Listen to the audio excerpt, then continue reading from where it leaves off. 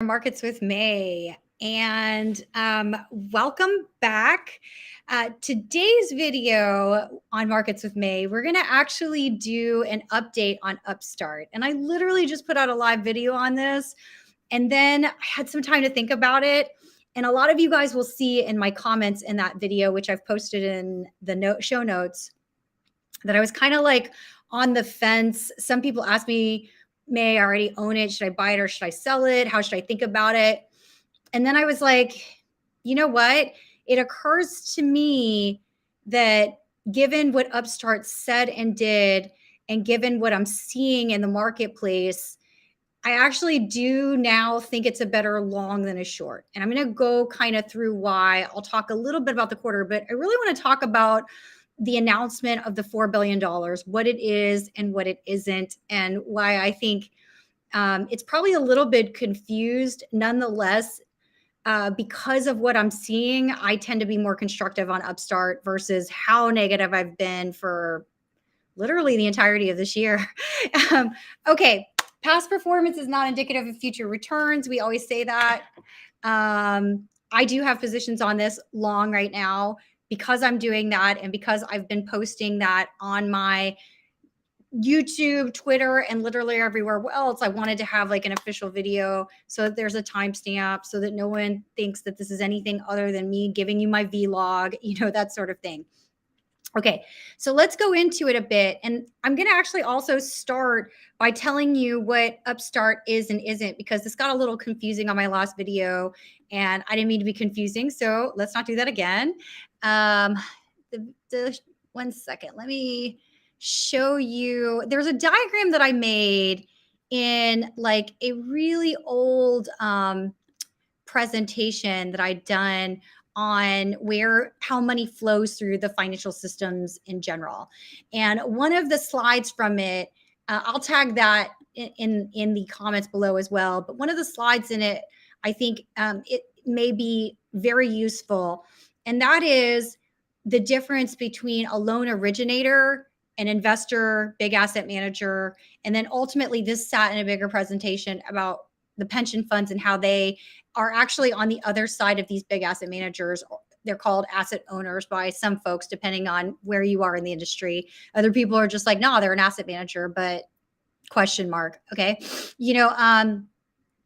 A loan originator, and this can be any type of loan, but typically a loan originator, oftentimes is a bank. So the bank originates the loan, but can just be a standalone originator. And Upstart happens to be a standalone originator.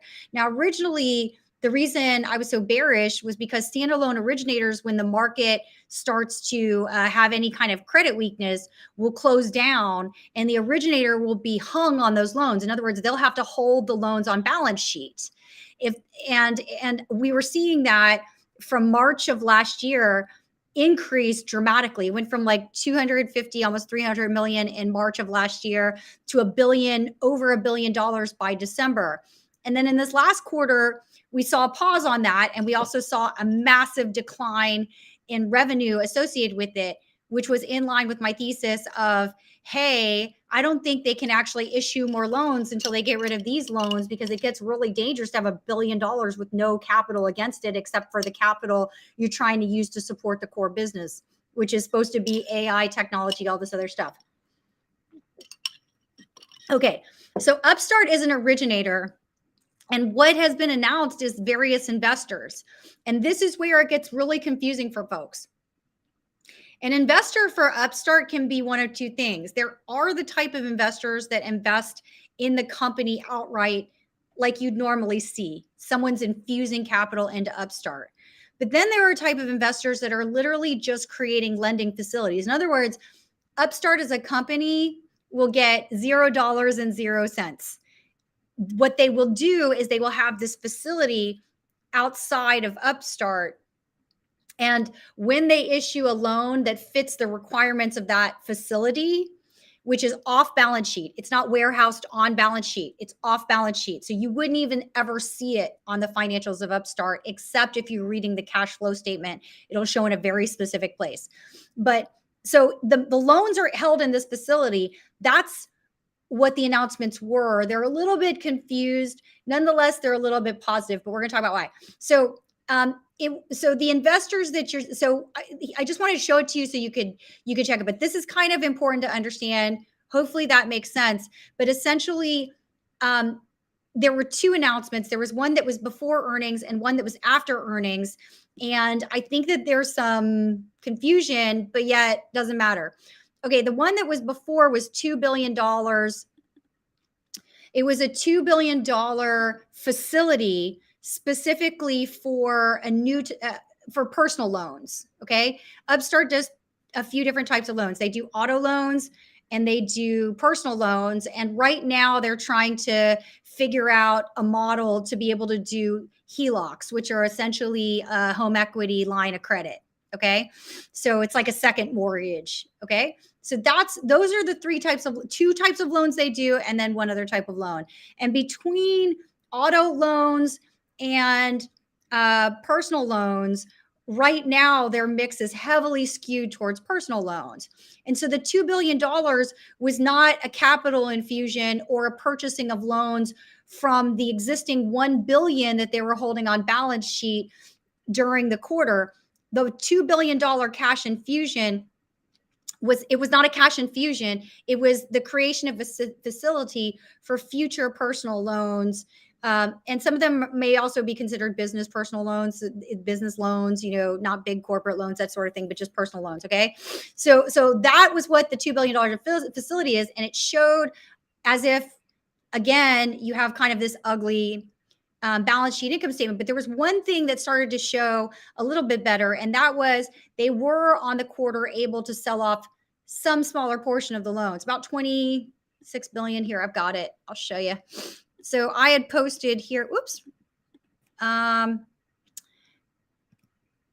Here, $29 million of loans on the had come out. And because of these two pieces, this interest income and fair value adjustments, and how do you look at that?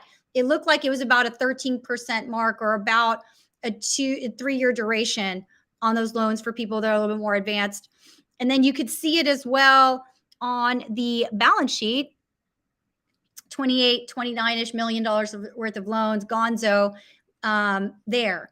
And so that was perceived by the street as a big positive. But during the call, they said that they were not ready to announce who had done this and what exactly was going on, because the deal was still in discussion. And so the announcement then came out a few days later. This is mostly misunderstood. Nonetheless, it is a positive. Okay. So the announcement was from Castle Ark. And this is the announcement, or sorry, Castle Lake. Castle Lake will buy a book of loans Upstart has already created. That's the 28-29 that's now gonzo. And then the financing comes as direct lenders are trying to get their hands, and then they're going to participate. They're going to basically, financing comes as direct lenders are trying to get their hands on consumer loans, cutting into banks' businesses and taking advantage. I mean, this Bloomberg article is written however it wants to write. I think that's why I didn't highlight anything else. But essentially, they are going to offer a $4 billion facility. I could not make heads or tails of what particular types of loans. It looked to me like from the press release off of Castle Lake's website that it's primarily for personal loans, but there wasn't a whole lot disclosed. From the Castle Law, if you look at the Castle Lake website itself, they do an area of finance called specialty finance. Okay. What is specialty financing? Because I know all of it is something special. It's basically loans that are not normal, for lack of a better way to explain it. So usually you would go to a bank for financing. Upstart is basically attaching to the other side of it, this company. So it used to be the case that the bank would say, hey, I approve this loan at this rate and I'm willing to take it on balance sheet. And then you would finish off the loan documents and the bank would take it on balance sheet. What happened at Upstart through the all of last year was that the bank would say, yeah, I would give approximately this type of loan at approximately this kind of rate, given the FICO score you're giving me. And then when they went to clear it, the bank was like, my bad, you need to keep that loan, right? So that's how Upstart ended up with almost $1 billion, more than $1 billion on balance sheet. And so what has happened now is you've got a sum, it looks like a sum of $6 billion that's come in and said that will replace the banks that were were doing that activity. And just to give you a sense for it, right, it's a little bit funky how it'll play out because they really only wrote $1 billion in business in the last quarter. So this may be the annualized number that they're willing to write under very specific terms. What you have to understand is that the reason that I like this company is not, again, because the AI model, which many of you guys have seen me say more than once, I don't necessarily give that AI model very much value other than it exists. Because what I do give value to is the idea of being able to access that capital. Because right now, what's happening is the banks are not giving out the loans. That's what we learned all of last year. They were like, yeah, go ahead and give him this rate. I'll take the loan. And then on the closing of the docs, they gave the money to the person and they were like, yo, my bad, I'm not taking that loan. So this is already pre-approved with certain parameters, but FICO score or not, they're probably like, this is your rate and it's going to be ever so slightly higher. That's why a specialty finance would get a company would get involved. It would never be because they were going to get some very average, very basic rate. I doubt that they're going to fleece completely, but there will be. This is not like, oh my gosh, because I'm giving you such a tighter FICO score, your loan rate is so awesome. So, but because the banks basically have so many loans on balance sheet and mostly are going to be getting rid of the loans on balance sheet, this is a good time to do this business. And that is worth a lot, in my opinion. So that's all I really have prepared. Hopefully that made sense. I don't know if there's any questions on that. You know what? There's almost no way to know the answer to that. And I'll tell you why. First of all, they never produced a FICO score in their documents. And when they do, they just say we have this much versus what we estimate is this much. So it's really, really hard to know whether or not that AI, and additionally, you've come through the lowest period of any kind of meaningful defaults or anything. So it's really hard to know or think anything of it, as far as that goes. If it's better, cool, but that's not the problem right now. So, that's really what I have to say to it, Will. I mean, look, FICO score, in a world of low credit losses, FICO score is not what's doing you under. I mean, think of it this way. FRC had an average rate of defaults of 0.06% and 0% over the entire, after recoveries on the entire course of its history, right? I think Silicon Valley's was in line with the banking average, which is 0.33 on defaults. You've got slightly higher because depending on what mix of debt you want to take on, you've got slightly higher on the credit card companies, which is going to be closer to like 1.25, things like that. So you can look at Capital One's mix, which is going to be closer to a 660 FICO score and a certain amount of loan loss provisions as well as actual losses. I think they come in at 1 and change right now, but historically higher. If you want to compare it to that, that's fine. The only challenge is we don't have a FICO score for which you can compare it. So that's my real issue. Even so, since credit losses is a big fat nothing right now, it wouldn't make sense to care about a FICO model, especially since you've got one set of data that you've cured it against and that you've seasoned it against. And necessarily because of what we're seeing in macro, none of that is going to be probably relevant for the go forward. Probably what's more important to any bank or asset manager is your asset allocation strategy right now. And with Upstart, you got really two options. You've got auto loans, which was a big, nice, huge, chunky, delicious margin that they used to take. And you got personal loans, which is also a beautiful, nice little chunky margin. So that's more how I'm looking at it. So the models will probably have to be, more or less what it is. The HELOC models are newly developed. They were expensive, and you can kind of see the cost of that flowing through the capital spend this last quarter. You can see, oh, you know what? I don't have it here. If you just look at the cash flow statement, you can look at CapEx spend. Alternatively, most of that headcount is working on the model, so you can do all that. You can take pretty much all of the comp and use that to figure it out. Let's see what we got. Originally thought their business model was meant to be an asset light model. They are an asset light model for sure. Hopefully, I'm not confusing things for you, Will. They are definitely an asset light model in the sense that all finance is fairly asset light. You know, you don't really have branches. There's no physical spaces or anything like that. Which, if you're thinking asset light in the sense that they shouldn't be holding loans, you're 100% correct. They should not be holding loans. My suspicion is that they will probably need to hold these loans closer to term and unless we start lowering interest rates. And if they can actually grow revenues back up because they're not freaked out about having to hold more loans on balance sheet, they might be able to weather this through. So hopefully that's clear the way I said it. I'll say it one different way to make it a little bit clearer in case it's not. The deal is they have here, let me go to balance sheet. Maybe this will show it. The deal, where's my balance sheet? Okay. They have 386 million left in cash against $1 billion worth of loans. And so I think that the smart thing that they did, that's about 38% cash to loan, right? Now, these loans are not loans that they're taking. Some of them are loans they're taking out, but some of them really is the loans that they're just holding on balance sheet, right? So 386 million against the $1 billion. And if they were a regular bank, that would be phenomenal. But then they'd also have like other things that they'd be held to, which would be a problem. So that's why every quarter people are like, hey, will you become a bank? And they're like, no way, right?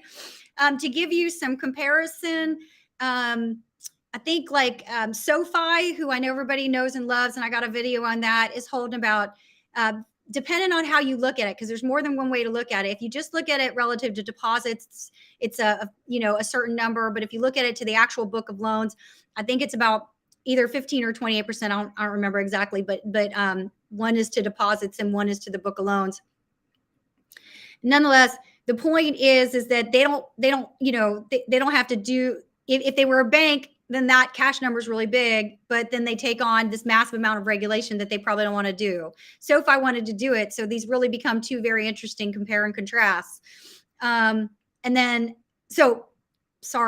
asset light, they weren't supposed to hold these loans. The mark, it looks to me that they took was about 13%. The reason that I don't have an actual number on what they took, which is because I didn't like the way that they presented it in the quarter. It doesn't mean it's wrong so much as I don't like the way they presented it. Maybe someone more intelligent than me can post in there a chart that shows it a little bit easier.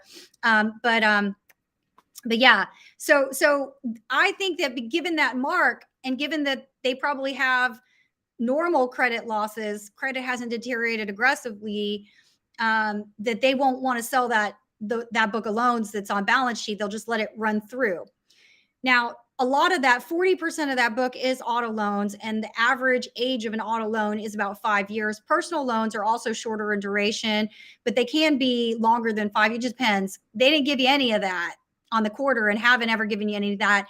And that's always been my frustration with this. I know I have to update, and hopefully that answers the question.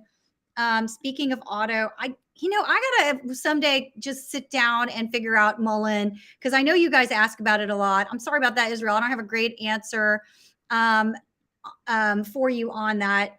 Arizona was wonderful, so thank you for asking. It's like one of my favorite places. I'm a huge fan.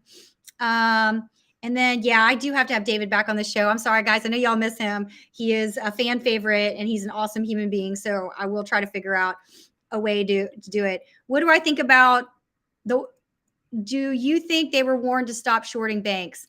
No, this happens. Like between Bear and Lehman was 6 months. It was very volatile, and everybody thought it would get another leg up. And then Lehman happened, and it fired in a blaze of glory. People have asked me, which way do you think it could go? It really could go either way. Really could go either way. You know that every time I talk about the banks, depending on the day of the week, you'll get me showing very clearly that there's really nothing wrong with these banks, except the actual system itself has a certain set of rules that once the deposits start rolling out, they roll out really fast. But if they don't roll out, these guys make a ton of money on the increase in interest rates. And hopefully that was clear in all the videos that I've posted. So right now it's a little bit of an awkward period because for whatever reason, maybe the shorts made it, maybe the folks that were specifically shorting the banks just want to have a little summer break, watch their kids graduate or whatever it is. But for whatever reason, they've chosen to lay off this week. And so we've seen a nice little uptick in the banking stocks, which is great. I don't know which way to go on a given day of the week. Are they undervalued? If you can stop all the banking runs, they're super undervalued, very undervalued. But if there's another banking run, are they good to go? No, they are definitely not good to go because most of them are not fully insured by FDIC insurance. Some of them are at still 50% insured by FDIC insurance. That would be like a key bank. Others are really banking on large deposits staying. So with Western Alliance, which y'all know I talked about and have a video on, they have a few clients or quite a few clients they mentioned, but they didn't give the actual number, but it's okay, that are homeowner associations where it takes a little bit more to get the assets to come out. In other words, the homeowners association would have to sit there and be like, I don't like having all my money at Western Alliance. Can we shop around the banks right now? Do you know what I mean? And then the money would just come straight out. Every single one of them has also the risk on deposits going from being 0% interest, in other words, a non-interest bearing account, to a interest bearing account, which at this point raises their cost of capital well over 300 basis points, 3% or more, depending on which bank it is. So that's kind of the challenge right this minute of going long or short the banks, and then going short the banks is, as long as we don't have a deposit run, these banks are undervalued. Now you've got you've got the Jackson Hole meeting, I understand, coming up. So every single Fed announcement is going to be like being on a roller coaster going up the hill and not sure what's going to happen on the other side. And that should keep it fun for people who love the excitement of the markets. I don't love the excitement of the markets, to be honest with you. Upstart PB, great question. It's just a follow on from the 4 billion announcement because it's kind of two things. All right. So I think the typical person that's just learning and reading the headlines doesn't realize that 4 billion is not a cash infusion. I'm going to use that word because it'll be easier to separate what I'm saying. It actually is not a cash infusion or the buying of all of Upstart's loans. Upstart already talked about this potential buyer of loans. That's really the 29 that already shows on their balance sheet income statement is already reflected from what I understood from what they said on the call. Now, if I'm wrong on that, go ahead and stick it in the comments. I don't mind, but they had talked in the call and I'd said it was weird that they were doing it in advance of it happening, but they had talked in the call that they were going to go ahead and book this particular transaction, even though it had not gone on yet at the time of the call, which was last week. So then this $4 billion announcement is that.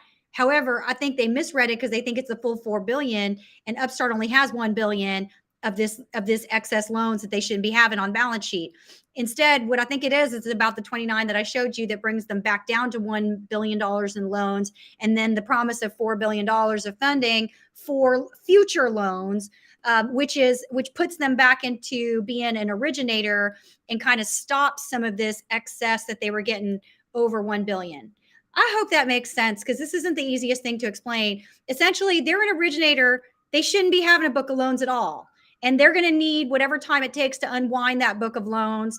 And the only thing that can really help them with that right this minute is either someone else comes in and is willing to take some of those loans to get a deal on some other aspect of being a funder, which it looks like is what Castle Lake did. Or alternatively, the Fed lowers rates. Those are two things that can help them. Or they just managed to survive for the 3-ish years is my guess, given my suspicion, given the types of loans they do, is their average duration is about 3 years, meaning that the average time horizon of their loans about 3-ish years, 3-4 years, right? If I'm wrong, then it'll take longer to get rid of that $1 billion worth of loans. But I'm not convinced I'm that far off. So if they can just like continue to operate and get revenue growing again, and they can just hold the line on taking in any more loans, they might actually be okay. Because the fact is, as long as we don't, and also we can't have credit losses among lower credit quality people. Okay, so 3 things have to happen for Upstart. Number 1, hold the line, don't have any more loans. Number 2, we don't have major credit losses among people with bad credit, because they got a whole lot of non-prime loans on their balance sheet. And number 3, they can get that revenue ramped back up to where other parts of the balance sheet, like your equity value, help you out and make that $1 billion not look so big.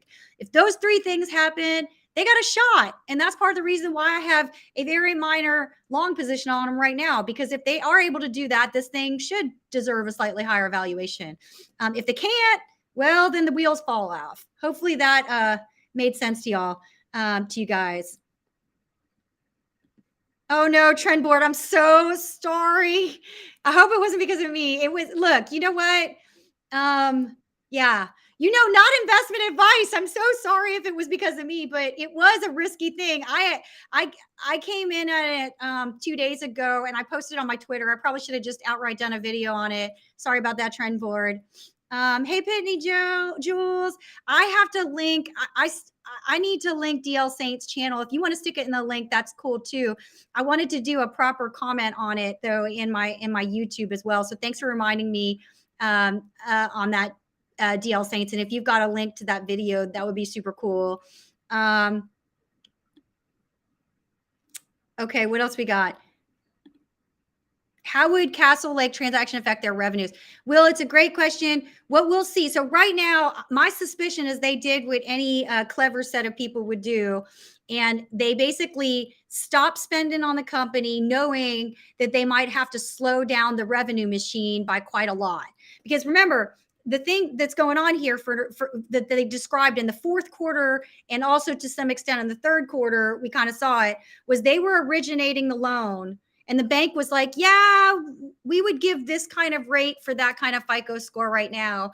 And then when it went to close, the person, let's say it was an audit, like the person got their car, okay, and started paying the loan. And the bank was like, you know what? I don't want this loan. You keep it. Okay. So that's a problem, because they're not supposed to be keeping these loans. That's their originator. Okay. So in contrast, if their lender is not a bank, so then the worst part was the banks were like, oh my goodness, this last quarter, these deposit runs, they suck. We should probably just in general go to cash.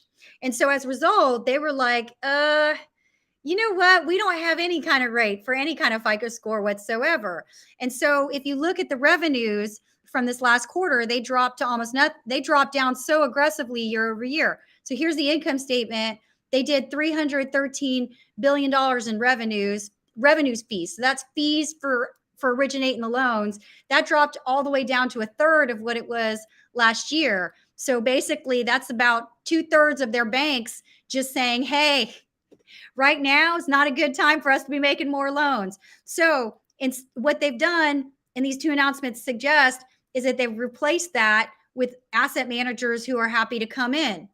Now that's decent, and it allows them maybe to start moving up the machine again. But when an asset manager is doing this, they do save a little, because sometimes asset managers buy those loans from banks. In the case of Castle Lake, it doesn't look like that. This just looks like a new format of business for them. So they're just buying direct, and so maybe they feel like they save a little bit that way on the lending facility they created. Hopefully that makes sense. I hope that answers your question, Will. But essentially, it allows them to go back to to issuing loans like normal, instead of being worried that the bank's going to hang them on that loan. I'm so sorry, trend board. Follow me on Twitter.